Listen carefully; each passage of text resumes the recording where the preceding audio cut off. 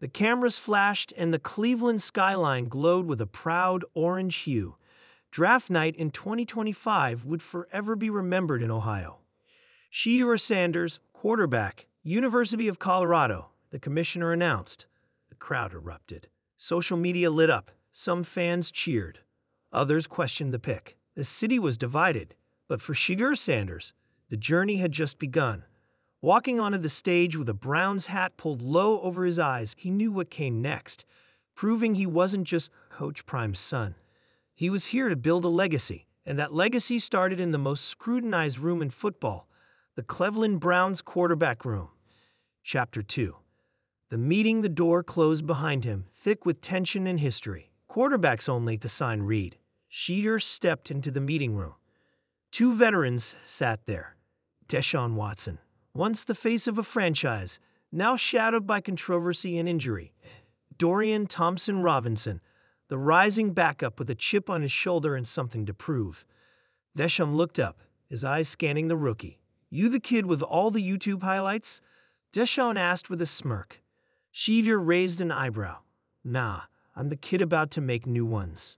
The room fell quiet. Dorian chuckled from the corner. "I like him already," he said. But Deshaun wasn't laughing. Chapter 3. Mentorship or Mayhem. As training camp opened, media swarmed Berea. Every pass Shedeur threw was analyzed. Every sideline glance between him and Deshaun became Twitter fuel. Yet behind closed doors, something unexpected began to happen.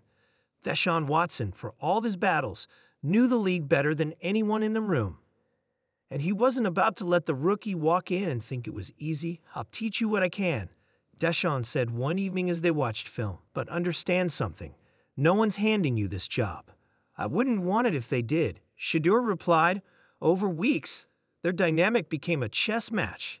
Deshaun, the technician with scars. Shedeur, the visionary with swagger. Dorian, the dark horse with both fire and finesse. It wasn't just a quarterback room. It was a laboratory of ego, pain, ambition, and, slowly, respect. Chapter 4. Shedeur's words by week 8. The Browns were 4-4.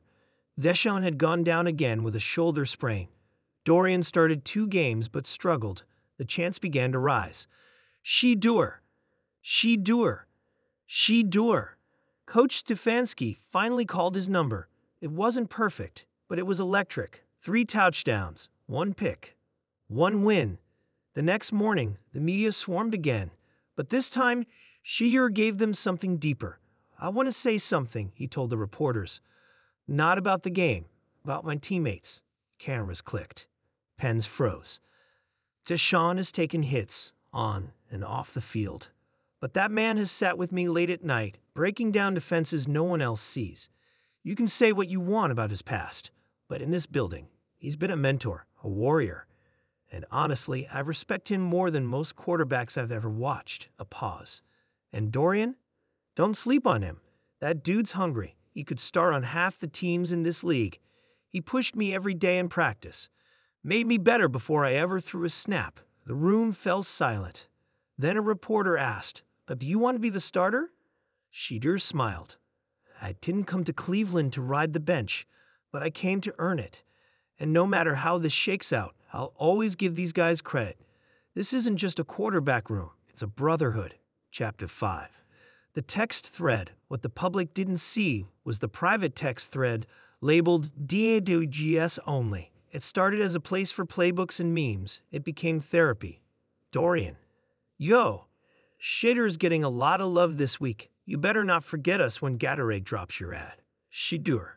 "Only if Deshaun plays the angry coach in the commercial." Deshaun. "I'm only doing it if I get residuals." Dorian. "We'd all get rings first. That we do Hollywood." Through the banter, a bond grew. Not every team had that. Not every room was safe. But theirs was. Chapter 6. What the fans never knew, the fans only saw highlights and post-game quotes. They didn't see the nights when Deshaun sat in the sauna alone, questioning if his body would ever hold up again. They didn't see Dorian watching game film past midnight, texting Shedeur, "You missed that safety rotation. Gotta read it faster." They didn't see Shedeur quietly FaceTiming his dad, Deion Sanders, asking, "Pops, How do I lead guys who have already been through the fire? His dad only said, "You don't lead them, you walk with them."